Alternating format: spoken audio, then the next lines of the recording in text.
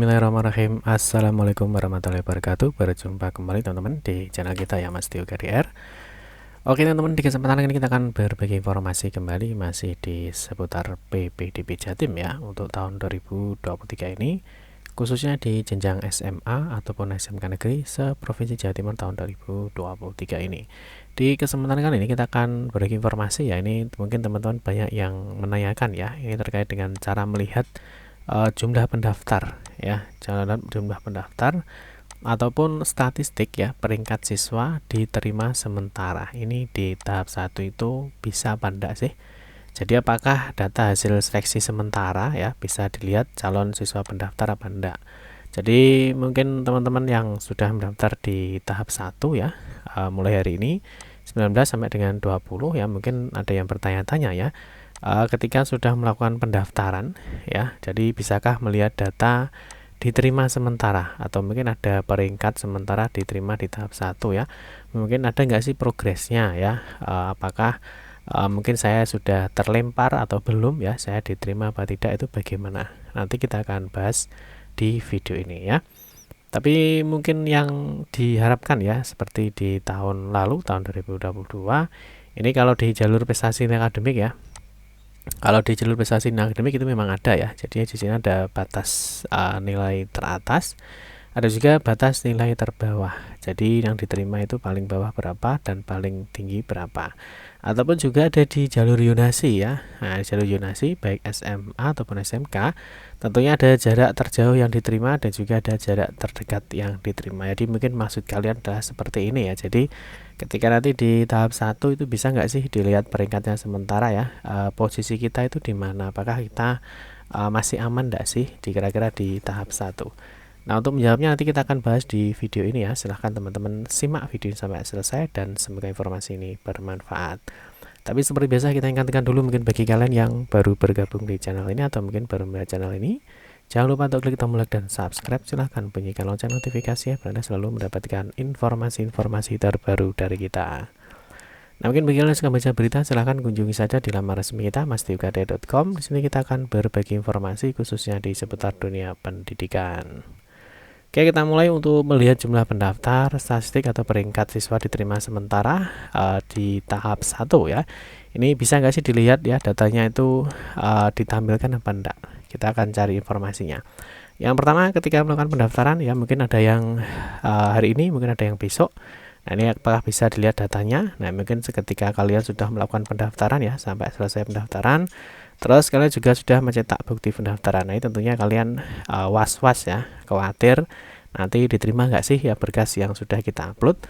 Mungkin ada yang ikut di jalur afirmasi ya, di jalur pindah tugas, ataupun di jalur prestasi hasil lomba ya. Bisa nggak sih kita melihat statiknya seperti apa ya.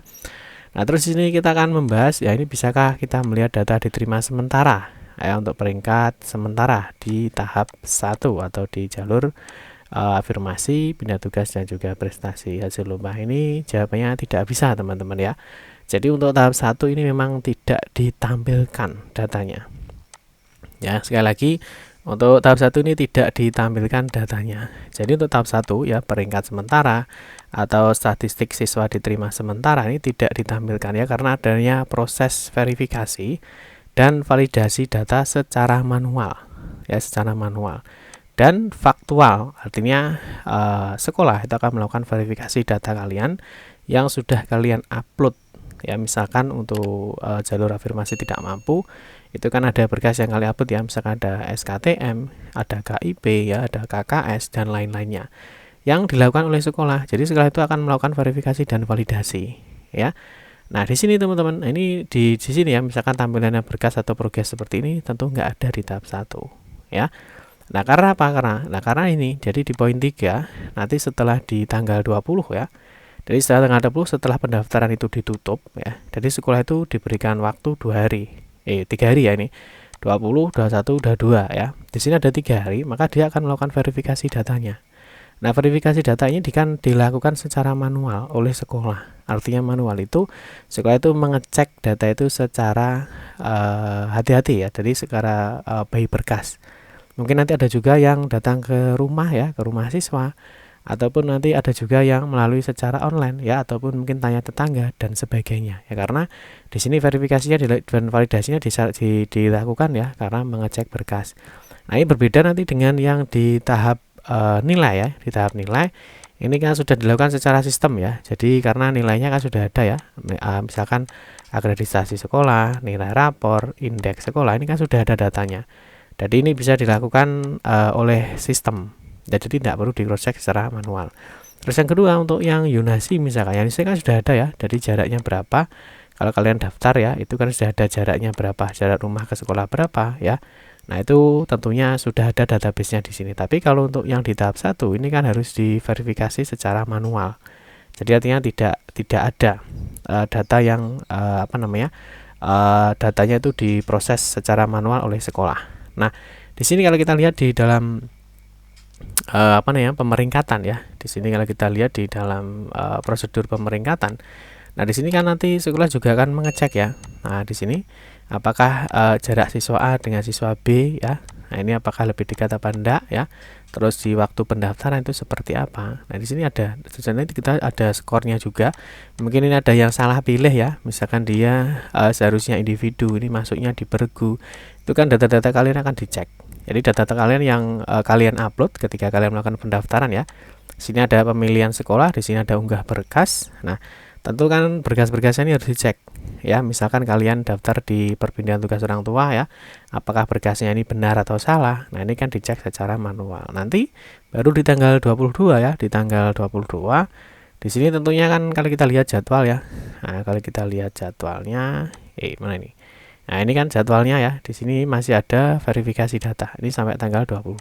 Jadi tentunya tim ini akan bekerja keras ya untuk mengecek, karena kan banyak ya, tentunya di tahap 1 ini juga banyak yang pendaftarnya. Padahal yang diterima itu hanya sedikit. Ya, diterima hanya sedikit. Karena apa? Karena di jalur afirmasi, pindah tugas orang tua, ada jalur lomba ini kan sedikit ya kuotanya. Kuotanya sedikit, hanya 15%. Ini jalur pindah tugas itu berapa ya? 2% ya kalau tidak salah. Jalur prestasi lomba ini hanya 5%. Jadi sedikit ya. Jadi pendaftarnya banyak, terus yang diterima sedikit. Jadi tim verifikator tentunya harus hati-hati dalam cross check datanya ya. Terus mungkin ada juga di sini teman-teman ya, di prosedur kriteria pemeringkatan. Nah, ini kan juga dijadikan acuan ya, apakah nanti siswa satu dengan yang lainnya itu lebih bagus yang mana, lebih mendekati mana ya untuk persyaratan dan juga yang lainnya ya. Terus ini kalau misalkan yang ikut di anak guru atau tenaga kependidikan ini juga harus di cross check datanya, ini di cross check secara mandiri ya, artinya di cross check secara langsung oleh sekolah ya. Jadi sekali lagi teman-teman, untuk di tahap 1 ya, untuk tahap 1 teman-teman, jadi tidak ada atau tidak bisa dilihat statistiknya atau peringkat sementaranya bagi adik-adik yang sudah mendaftar ya, baik hari ini ya tanggal 19 ataupun yang besok ya tanggal 20. Jadi sekali lagi ya, statistik untuk tahap 1 ini tidak bisa dilihat. Jadi nanti teman-teman silahkan fokus saja ya, banyak-banyak berdoa. Nanti teman-teman lihat di pengumuman ya, di pengumuman di tanggal 23 Juni 2023 pukul 8 ya. Nanti kita akan buatkan bagaimana cara mengecek apakah kalian itu diterima apa tidak ya. Nanti besok ya sekolah itu akan melakukan verifikasi. Teman-teman banyak-banyak berdoa ya, semoga berkas kalian itu memenuhi persyaratan dan juga teman-teman itu lebih baik dari teman yang lain ya, karena mengingat kuotanya sangat sedikit, yang diambil itu sangat sedikit ya, sehingga harus persaingan itu akan semakin ketat ya. Paham ya teman-teman ya. Jadi sekali lagi, tahap 1 ini tidak ada statistik data ataupun peringkingan. Jadi dikarenakan ya, karena data itu ya, jadi cross check data ya, cross check data yang di sini kalau kita lihat di sini ya, di di ketentuan di sini misalkan di afirmasi ini kan sekolah akan melakukan cross check data dulu ya. Misalkan di sini ya, dia akan mengecek bantuan PIP-nya ini masih aktif apa enggak, KKS-nya ini aktif apa enggak, PKH-nya aktif apa enggak, dan juga bantuan lainnya. Jadi sekolah itu akan melakukan cross check data sehingga memerlukan waktu ya, sehingga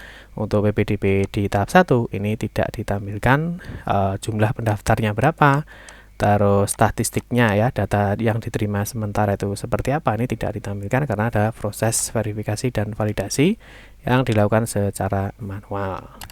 Oke teman-teman ya, semoga bisa dipahami informasi ini dan semoga kita doakan ya bagi adik-adik yang ikut di tahap 1, semoga bisa diterima sesuai dengan sekolah atau jurusan yang kalian inginkan. Amin ya robbal alamin. Cukup sekian saja, semoga informasi ini bermanfaat. Mohon maaf jika ada salah-salah kata dalam memberikan informasi dan penjelasan. Kita akan berjumpa kembali di video-video berikutnya. Saya akhiri, wassalamualaikum warahmatullahi wabarakatuh.